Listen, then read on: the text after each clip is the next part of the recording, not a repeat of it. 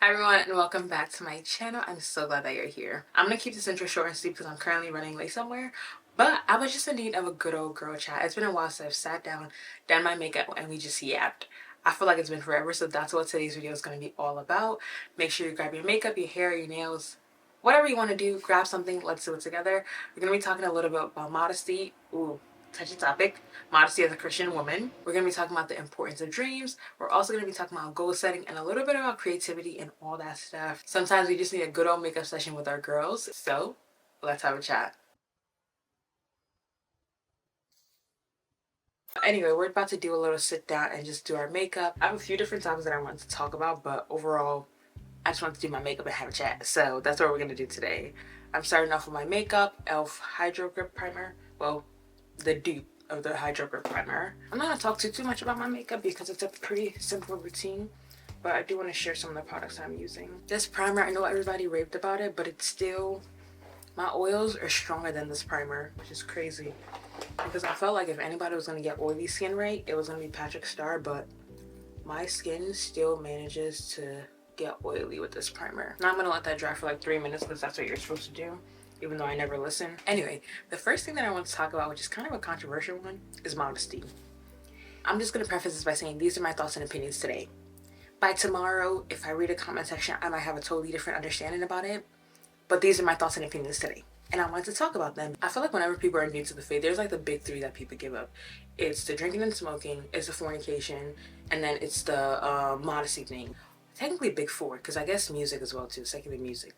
There's like the big four, possibly five, depending on how you want to count it. That is like the prime of, oh, I've come to the faith, now it's time to give that up and make a change. Like those are the very 4 or 5 evident changes that we make when we come to Christ. I've known God all my life and whatnot. However, I just began to know him, like have a relationship with him in the last like few years. However, modesty was never something that I struggled with because for me, before, modesty was never about like, oh, Christian or not Christian or whatnot. I don't like being uncomfortable. I don't like leaving the house and then I have to worry about like pulling up my shirt and pulling down my skirt and feel like I'm very exposed. I just didn't like that. So that's why I feel like I remain relatively modest, so to say. However, recently I feel like I've kind of gotten a little convicted on that because I always just describe myself as a relatively modest person. But I noticed that there are things that I wore recently that I didn't necessarily think they were immodest until I saw a picture of myself. Stay with me. I'm not opposed to a little crop top. I love a little crop top even when I'm going to the gym. A little crop top and then some high-waisted leggings or some high-waisted pants. I'll probably add a picture of what I'm talking about. Has it been 3 minutes? I'll probably have like this much of a sliver of skin showing. And for me, I didn't think it was a big deal because of how I felt in the moment. Like it was just a little sliver of skin. But then I saw a picture of myself and I was like, that's interesting. I don't know. Looking at a picture of myself made me feel of like, is that a modest outfit? Like, can I show a little sliver of my skin? I wasn't sure anymore. And another one for me was like, I'm not a cleavage person. Again, I'm not a show boob show butt. That's not who I am.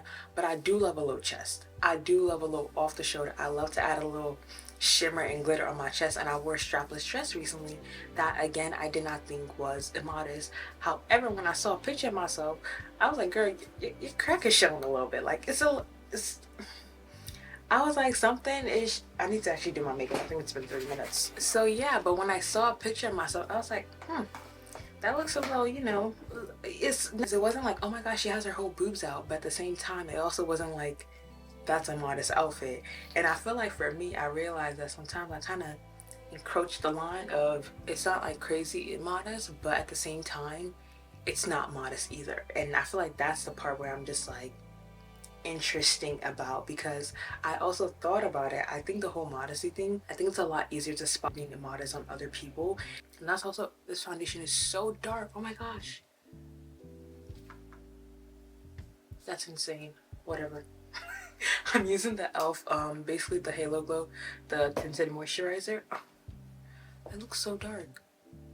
Oh wow. I forget that I never really put this in the center.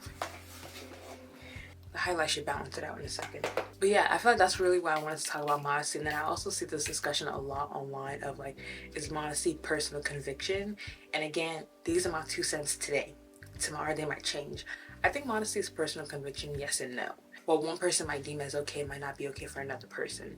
The same way that I deemed me showing my chest, like my shoulders, I didn't deem that as being immodest because I didn't think it was that big of a deal, because as long as my cleavage wasn't showing, I felt like I was good.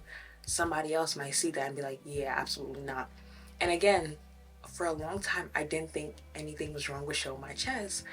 But one thing about it, as you begin to grow in your walk with God and grow in your faith with God, certain things that you once deemed okay, it's like, okay, I could definitely do better, and I feel like God's calling me to be more modest. And I can also tie that to, let's say, alcohol. So the Bible doesn't explicitly say, I feel like the Bible doesn't explicitly, unless I'm wrong, last I checked, I didn't see there. The Bible doesn't explicitly say do not drink alcohol. It just says be sober minded. So for me and a lot of people that I know, they don't mind having a cocktail. However, they won't take like shots back or they won't get drunk. But for some people, because they don't want to even bother about it, they simply will not drink alcohol at all. And again, that's like a personal conviction. Hey, I'm just going to be a sober person. I'm not going to drink alcohol at all. I think sometimes when people lose me is when, I really, really hope this doesn't come across judgy, and I really don't mean it to. This is just an honest conversation about like facts. I think when people lose me is when they will wear certain things like a skirt that's like 2 inches beneath their, and it's like they'll just be like, oh, my outfit doesn't matter as long as I love God. Or they'll sing like, oh, that's just not my conviction yet. That's scripture. I'm sorry, that's just straight. I really, really hope I don't come across judgy, because that's not my point. And I know everybody is going to have their own development on this whole journey, and it's going to take a lot of time. However, I think there's just, this is immodest and this is not. And a way that I honestly base it off of is, even according to the worldly standard, if that's viewed as immodest, I think that's when you know that, like, okay, maybe I really, really need to reel it in, because the standard of God and the standard of the world is different. So even the fact that the standard of the world considers that immodest, there needs to be some type of, yeah. Like I said, it's really a personal walk, and God gives grace in the beginning. But I also don't think we should abuse the grace and just be like, oh, God hasn't convicted me. As I mentioned, really, with my chest being out, I think now I'm kind of being like, okay, I think God is like, girl, maybe really, and I love my little shoulders. But now I'm like, hey, maybe reeling it a little bit. Or like the little 2 inches sliver of skin that used to not bother me before. Now it's kind of like, now that I see myself, I'm like, if I were to see somebody else wearing that, and not even to compare, and they're like, oh, this is like a modest outfit, will I agree with that? If it wasn't me, because I think, of course, we give ourselves a little extra grace of like, yeah, but you know me, I'm just different. And I'm talking about women right now, because most of the people that watch my channel are women. Men can be immodest too. It goes both ways. So I don't want this to be like, oh, bashing women thing. No, men can be very, very modest. Why do I need to know? I'm not even gonna go there. But men can be modest too. I use the Huda Beauty concealer, by the way. Okay, I think I'm starting to look a little bit normal again. I was scaring myself there a little bit. I think another part of this that my mind has kind of like broadened a little bit is, I think before, when I saw certain people like, oh, I'm a Christian, but then they wear certain outfits, I'm like, girl, that's a crazy outfit. I also had to get to a point of like, not condoning them, but also knowing that, hey, they might know that this is something that they need to work on, but it's a journey that they're working on. And I think before I used to see and be like, girl, you call yourself a Christian, you're wearing that. That's how I feel like. It sounds horrible, but like sometimes that's how I feel like what my mindset was. But then I had to realize that, okay, these people are also battling their own things, and most of them know that it's something that they need to change. They just haven't fully got to that point. And my role as a sister in Christ is to simply pray for them. And I actually saw a TikTok creator that I don't follow her, but I know of her on TikTok. And I remember one day God was like, how about you pray for her, instead of being like, oh, and you're wearing that. And shortly after, like, I'm not saying that my prayer was what did it, but like shortly after I had that moment where God was like, pray for her, a little while later she was like, yeah, I'm kind of getting rid of some of my outfits to become more modest. And I was like, I mean, you should have prayed for her instead of chastising her, because she probably also knows something that she needs to work on, and it's taking that journey. So yeah, my points were a little all over with that, because yes, it's personal conviction, but also there's stuff that's just straight, we probably should just not wear that, because even on a worldly standard, it's immodest, let alone on God's standard. And I almost didn't want to talk about this because, like I said, I was never somebody who struggled with immodesty, so I don't know that battle well. I was somebody who, I just wanted to be comfortable. So I felt like for me, it wasn't too hard to be modest. Honestly, I feel like I haven't really made a change in my wardrobe ever since really knowing Christ. Yeah, I don't think I've really made a change in my wardrobe. Now is maybe when like the strapless top or like the sliver of skin is starting to be like, huh, maybe I need to make a change. But before, honestly, I didn't really have to make a change because I just was dressing comfortable.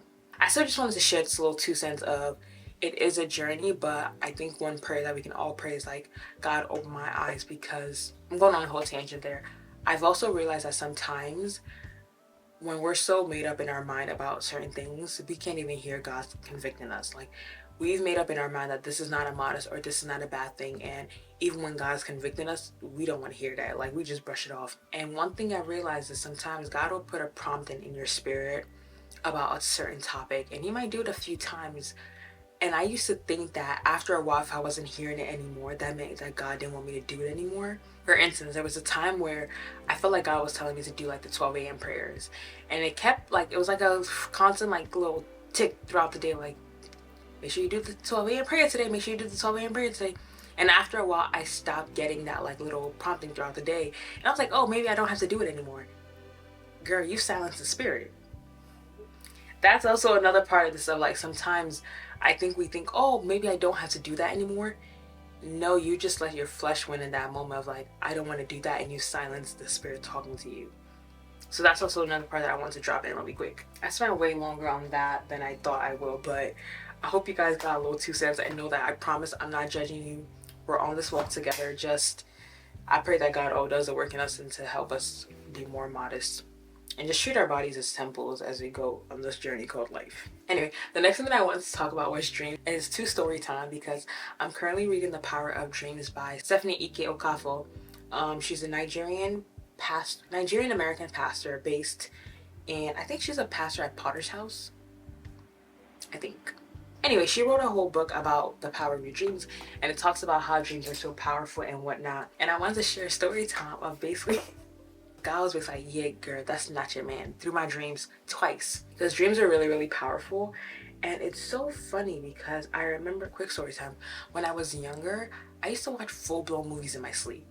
And I didn't think anything of it, but now as I've gotten older and I'm now realizing dreams are powerful, dreams are how God talks to you and all that stuff, I'm like, oh, girl, like, that was God starting something. Granted, it was just movies that I was watching in my sleep. But, hey, God was getting me ready to start remembering my dreams and all that stuff. It's like I'll go to bed, I'll be dreaming, and then I'll be watching a full-blown movie, like the Nigerian Nollywood girls, the Genevieve's, the Inieto, all, like full-blown movie in my sleep. And then sometimes I'll even wake up to go to the bathroom, and then when I come back, I'll be like, oh, what was the last scene that I watched? And I'll remember that last scene, and then I'll quickly replay. I'll go back to sleep, and the movie will finish in my head, literally as I'm dreaming. And I'll wake up the next day, and I'll remember it. But at that point, I didn't know the power of dreams. I didn't know what God was doing. To the story time. Number 1, which one do I want to share first? So there was this guy. Granted, these men, we weren't even talking.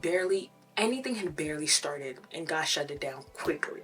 The first one, we met at an event that was kind of like a mixer. We had one conversation, nothing crazy. It was just one conversation that we had. And I was like, okay, cool, nice conversation, it flowed well, wasn't awkward. You know, like, you leave the place, you're like, oh, let's see where this goes type of deal. Nothing crazy, because I just met the man. Tell me why that night I had a dream that this man was married. It was on one of those, like, major Nigerian wedding websites where, like, it was a photo of him and a woman, and the woman was not me. Like, legit married and everything, like, wedding photos, gorgeous photo. I still remember the stains. I remember that dream like it was yesterday.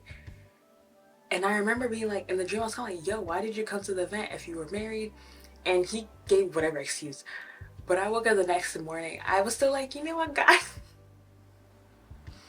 That's the thing about this. I don't know what's wrong with this, because at that moment, I should have woken up the next day and shut it down immediately in my head. But I was still like, you know what? Maybe just, you never know. That's also another thing with, like, learning about dreams and all that stuff, which I highly recommend that book. I'm not even done, but it's just so good already. You gotta have a dream journal. Either have it in your notes app or literally pen and paper, whatever you want to do. It's so important to write down your dreams. But that was a time that, like, God showed me that dream. I was like, cool. Like, it was not me in that picture. Gorgeous picture. Love that for him. Whoever that woman is out there, I can't wait to see the wedding pictures one day come to fruition. But it wasn't me. And then literally more dreams happened later on that basically confirmed that, like, yeah, that was not your man. Again, I was not talking to this man. I don't even have his number. We simply had one conversation and God shut it down through a dream. And that was one of the moments where I really started to realize the power of like your dreams and how important your dreams are. And then the second one that happened, I stopped doing my makeup. I need to apply blush. 1 second really quick. And the second one, this one I actually still have not had a full conversation with this man till today. It was just, I thought he was cute. I was like, huh, maybe possibly you're cute. That was it. These weren't even crushes. Like, I didn't even have the chance to develop a crush before God shut it down. I had seen him around and whatnot. And then one day I had a dream and it was him, me, and my family, and he wasn't getting along with my family. And I thought it was God is so intentional and particular, because I think that was probably around the same time. Was it around the same time? I can't remember. But anyway, so earlier this year, I did the 31 Prayers for Your Future Husband. I'm going to link that book down below. It's actually a really, really good book. They give you like a little text, a little prayer point, and then you also pray for your future husband. I think that's such an intentional way if you're single, if you want to just like, let me get ready and get excited and whatnot. Needless to say, one of the things that I really prayed for was I wanted to have a husband that like, my family was not just his in-laws, but they were also his family. Like, I wanted him to be able to hang out with my brother, my sister, my mom, my dad, and get along with them well. Like, I wanted my family to be his family. I didn't just want it to be a thing of, oh, you marry into the family and those are your in-laws. I've always just, I just wanted that integration. And then in the dream, it was him, my family, and me, and we were hanging out. He was very nonchalant. Like, my family was trying to talk to him. He just was like not interested at all. Even so much so that like he outright said in the dream that like he wasn't a fan of my family. So then I remember waking up the next day and thinking, huh, that's very interesting, because that was a clear prayer point of mine, and I believe that God would answer that because he's my father when the time comes for my husband to come into my life and stuff. So the fact that the dream posed that way of like a prayer point and something that I've clearly desired, this man that I'm like, oh, he's cute, maybe so, was legit the exact opposite of that in the dream. I thought that that was very interesting, and I was like, okay, God, again, heard you loud and clear. The little could it be, it was shut down very, very quickly in my head. So yeah, those are 2 times that God was basically like, yeah, that's not your man. And that book is so good because she really does talk about like the feeling that you have the next morning and all that stuff. And I think about the feelings that I had after I had those dreams. I think about those moments and I still crack up, because I'm like, God, it didn't even progress anywhere before God was like, those are not them, baby girl. Those are not them. He's coming, but those ones are not the men. Dreams are so fascinating to me the more and more I'm reading the book, because I also used to be somebody that I thought that I felt like only specific people dreamed. I didn't know that you could dream every single night. I didn't think that was a thing. But the moment I started writing down my dreams and being intentional about preparing for bed, I realized that there are dreams literally every single night. It's just a matter of your preparation. Do you forget them? All the stuff. She talks about a lot of steps in that book, so make sure you go check it out. This is not even sponsored. I just think she's such a cool person. So what was next on my list? I think the other thing I wanted to talk about really quick was just like goal setting for the new year. Are you guys setting goals? Because what is that scripture? And it's actually one of my favorite scripture. What is it called? A man may have many plans, but ultimately the purpose of God will prevail. After 2024, this is the part that I struggle with sometimes in our walk with God. I feel like I want to set goals, but at the same time, God is gonna do what God wants to do. So it's like, do I set goals or do I just vibe out? And vibe out, I don't mean like just sit back and not do anything. I also work on certain things that God has placed in my heart. But do I want to put like a number and date and set goals on them? I'm not sure. Like, let me know down below, please. Are you guys setting goals for 2025? Because like they say, if you want God to laugh, tell him your plans. Is that how the quote goes? Something like that. I just feel like I want to set goals, but I'm also just like, let the will of the Father be done, because I don't want to set these expectations or set things that are not in God's plans for my life. And then I'm like, oh God, I'm so sad that it didn't happen, when God never said that that was part of the plan. So another random thing that I wanted to touch on really quick for creative people out there is to not limit your creativity. God kind of taught me this lesson recently, and I'm trying to be like, okay, I get it. I feel like sometimes when we have certain gifts and talents, we think God is going to use them in a certain way. And there's certain gifts in talent like, oh, I really, really want this to be on the forefront, and certain gifts we kind of put them on the back burner. And I think God has given me such a beautiful mind, and He just gives me such ideas all the time. But there's certain ideas that He would give me of content to post, and I'm just like, I don't really want to post that because like it doesn't work with my brand. I just feel like it's not really. So for instance, I posted a video last year, around the same time last year actually. It was like a video that I probably spent max 10 minutes working on. And it was like a silly little Chick-fil-A video of me eating Chick-fil-A for the next 12 days because they had the 12 days of Christmas. And I remember that video is still the most viewed video on my TikTok. It has like over 1 million views last I checked. And I remember being like, dang, I shouldn't have posted that video because now some people are coming asking for Chick-fil-A content. That's not really my content. And I remember after being upset about it, I thought about it for a second. I was like, Kemi, that's still a talent. That's still an idea that God gave you. And while it might not be maybe aligned with your brand, that doesn't mean you should limit your creativity, because there's so many ideas that I've had that I wanted to like do or work on, but I'm just like, I just feel like this doesn't fit my brand. And sometimes I almost box myself into like, I have to follow this path and I have to be creative in this exact way. And in case you're multi-talented and you just have a lot of gifts and talents, please, please, please do not box yourself in. One thing that I always tell myself is like, I want to leave this world empty. I want to use all my talents. I want to use all my gifts. I want to just let it all go at the end of the day. So one thing that I've really been trying to do is like, even if I have an idea and I feel like, oh, it doesn't align with my quote unquote brand, I should still go forward with it because I never know what God is going to do. And I feel like for me, another part that I really, really got checked on that was, I feel like that's another way of not surrendering, because I think we often think about surrender as like when you worry about something, or when you get weary, or when you don't trust God, or when you're overthinking something. I think we think that in terms of like, oh, you haven't surrendered this to God. Like you're still a thought on your mind. I also think another form of not surrendering to God is also trying to box in how He'll use your gifts. Like, let's say He tells you that you're going to be a makeup artist and you feel like, okay, God, I only want to do brides. But God's like, I want you to do makeup for the masses. And you're like, no, God, I only want to do brides. I think another part of surrendering is also not limiting how God will use your gifts and being open to how God will use your gifts, because you can't just say, oh God, I have this talent of makeup and I only want to use it this way. And it's like, God was like, hey, how about you try this? And you're like, no, I have to do it this way.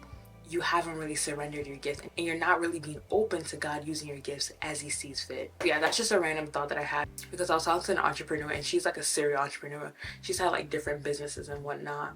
And she was just telling me that oftentimes what you don't think will be your success story oftentimes becomes your success story. And what you think will become your success story, sometimes it's really not your success story. Like some of the things that she didn't want to do, that she thought, that's just so like, I didn't think that that's important and whatnot. She was like, those were the things that actually like really, really grew her business. So I say all that to say, do not limit your creativity. Let God use you as He sees fit, and just be open to how God is going to use your gifts. Let God decide how He's going to use your gifts to bless other people. It's so nice having my eyebrows microbladed because I don't have to do anything. Maybe I could darken it a little bit, but it's also like, I don't have to. They are a little thinner than I like. I can't even lie. Look at me saying, oh, I don't have to do my eyebrows, and I still go ahead to do it. How silly. Okay, I'm literally almost done because I need to go to New York like now. I'm gonna go see the Rockettes. And that lip liner might be a little too dark. I would try and list some of the products that I use, guys, but when I tell you some of my makeup is like really, really old, like a lot of them are discontinued. This bronzer, discontinued. And I think my blush too, discontinued. Not quite what I like, but hey, it's gonna have to do. Anyway, I think that was all I wanted to talk about. Yeah, I honestly just wanted to sit down and do my makeup. Like, you guys know I have so much fun when I do my makeup, so even though I didn't share what I was doing most of the time, that's just really, really what I wanted to do. Looks so pretty. I hope you guys also grabbed your makeup. I should have said that earlier. I hope you guys grabbed your makeup to do your makeup along with me, and you didn't just leave me straight and do my makeup by myself. Yeah, that was it for me. I just wanted to have a chat, a little bit about modesty and what I'm learning about that, and how God is like changing my perspective on that. And what I once thought was fine, I'm now learning that it might not be fine. And I truly pray for anybody that's really, really struggling with modesty. Like I said, my perspective on it is skewed because I never was on the extreme side of it. I do pray that God helps you on this journey. And then number two, what did I talk about? The dreams. Guys, really, really go read that book and learn about the dreams. It's really, really important because God really does speak to us. As somebody who's also like, I think a lot throughout my day. I'm really trying to stop it. I tend to be an overthinker. I feel like sometimes I'm surrounded by a lot of noise. I look forward to sleeping because I know that that's time to communicate with God. So a lot of you guys might be dreamers out there and you just don't know because you haven't tapped into that side of it.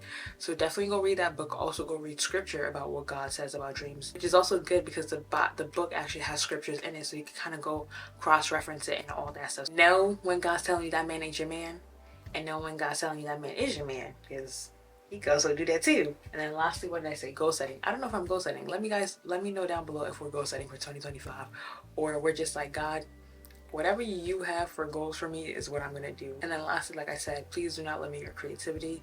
Let God decide how he wants to use your gift. Anyway, I have to take my hair down. My hair is wet from the shower. I know I said it before, but I promise I don't mean this modesty conversation come across judgy. I'm just sharing a little bit what I'm learning and what I think we all need to know regarding modesty. That's all. Anyway, that is it for me, and I shall see you guys in the next one. Bye. Oof. God, use me as you see fit.